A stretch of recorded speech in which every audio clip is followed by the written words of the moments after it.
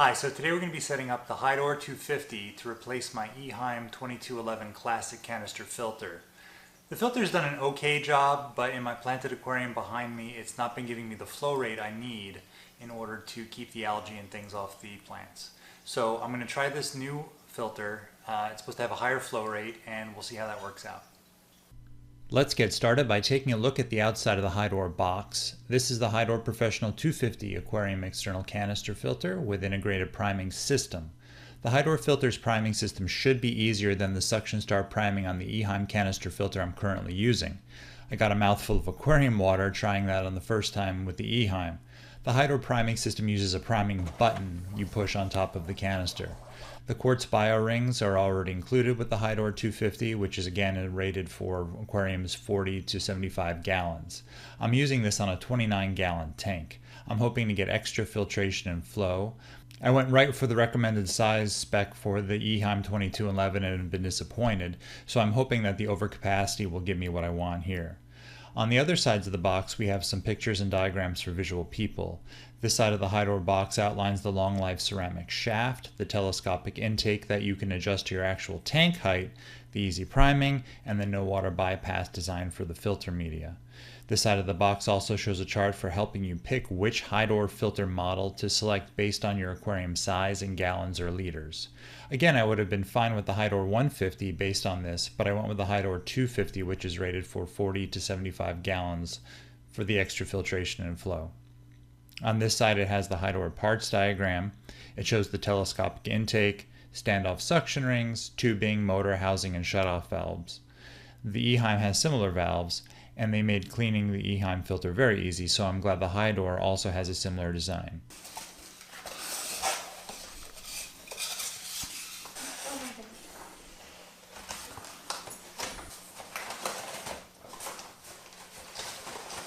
Okay, and here it looks like there are some hoses.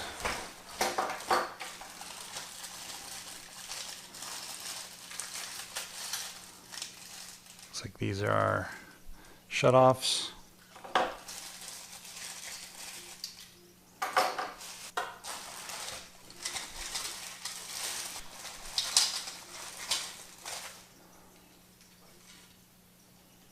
Appears to be part of the intake tube. Some more parts. The strainer on the Hydor already looks to be much bigger than what the Eheim had, which is good because that used to clog up with the plant material quite often. More tubes.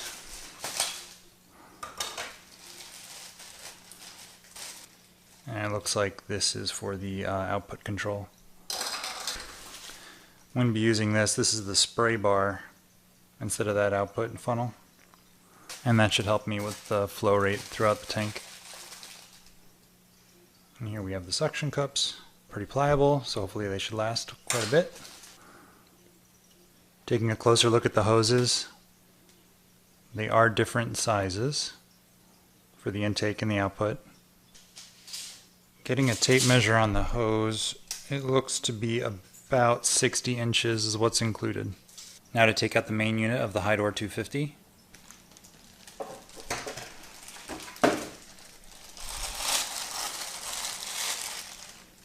Yeah, on the top you can see the push to prime button. There's a little notice here to make sure to cut your hoses to the correct length. Okay, you can already tell on the bottom there's some generous vibration dampening. So we got some rubber feet here, that should help with that.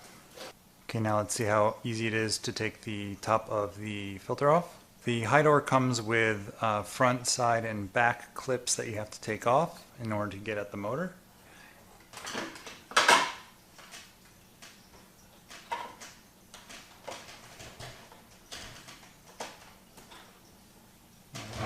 And one on the back here, and the Hydor motor should just lift up.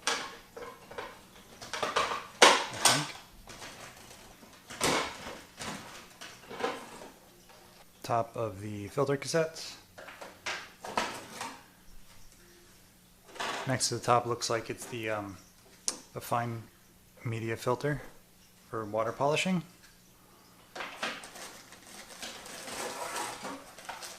And then comes the bio rings, and then the coarse sponge for getting all the big gunk out.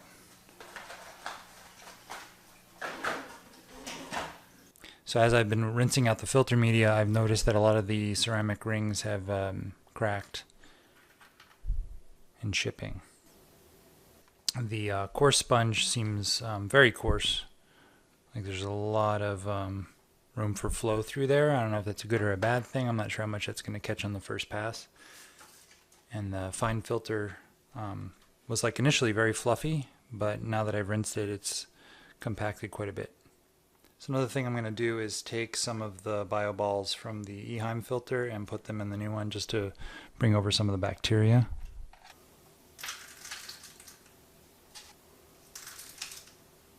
Now that everything is washed, I'm going to put back the coarse sponge, followed by the biomedia, and finally the fine filter pad. So I'm going to be changing out the Eheim 2211 canister filter. I have plumbed in line here with the TurboTwist UV sterilizer and Hydor inline heater. This is going to be quite a job, and I hate it very much. Okay, so before I take things apart, this is what the Eheim looks like at the top of my tank currently, and you can judge the current output flow. As you can see, it's more of a trickle. And then we can compare later when I finish plumbing the Hydor 250. So I've attached the spray bar at this point to the left side on my aquarium. It's 30 gallons, and I'm using 3 of the 4 spray bar links that they've included, and it reaches nearly all the way across. The suction cups offset from the back glass a lot more than the Eheim filter did. Whether or not that's a problem, I don't know.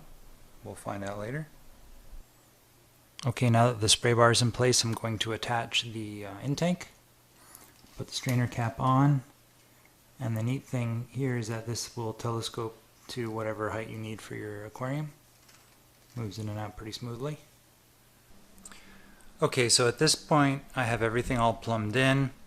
I've connected the UV sterilizer here on the left. I've got my intake and outtake connected on the Hydor 250. I had just enough hose to plumb the outside connections to the UV filter, and towards the back here I've got my inline heater, also Hydor brand, that's been working pretty good for me in the past. At the top I have my spray bar mounted,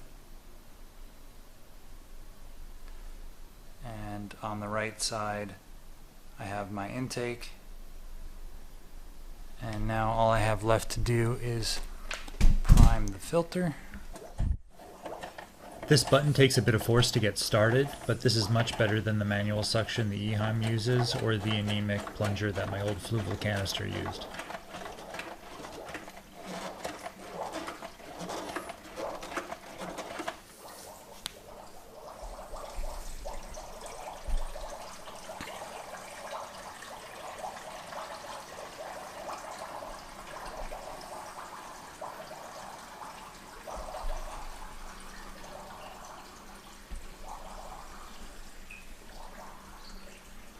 Okay, the priming button on the Hydor 250 seems to have worked pretty good to get the air out of the lines. Now I'm going to turn on the canister filter.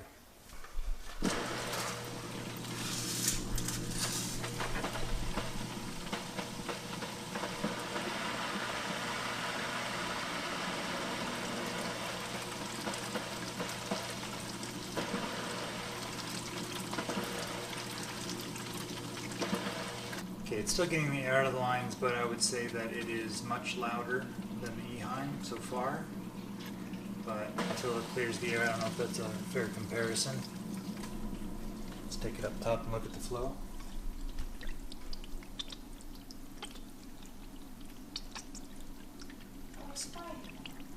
Looks like I'm getting a lot more flow, which was the main thing I wanted. I was having a lot of issues with, as you can see, a lot of algae building up, even with a UV filter. And I had to clean the filter a lot because the media kept clogging on the other one. The other problem I was noticing on the fish tank was like a slick film, like an oily film showing up at the top of the surface. I'm hoping that the extra flow from this should help break that up.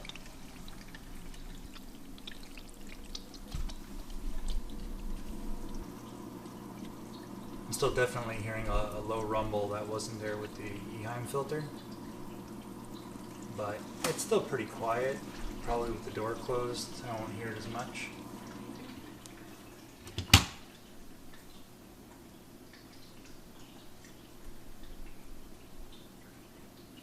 You can still hear it a little bit. I have a feeling if you added some more padding below the unit, that might help with that.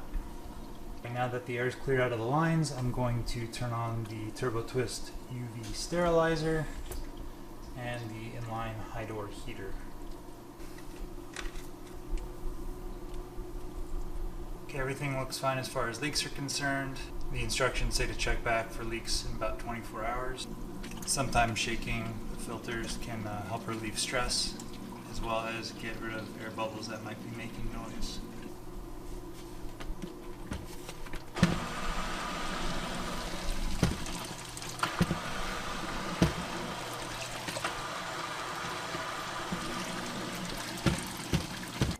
So the Hydor 250 has been running now for about a week, and I've been very happy with it, apart from the noise. It's not that much noisier than the Eheim 2211, it's just a difference, and so I've been trying to see if I can fix that. It's not bad, but I've added some closed-cell foam underneath the unit, and that's taken out some of the additional vibration that's been contributing to the noise. That's my biggest complaint, and that's not a huge one. So overall, I'd say the design of the Eheim is a bit more polished, but the performance of the Hydor has been better for my fish tank. And given that, I would recommend the Hydor over the Eheim, and I've been very happy with the purchase so far. Well, I hope you found this review and unbox of the Hydor 250 canister filter helpful.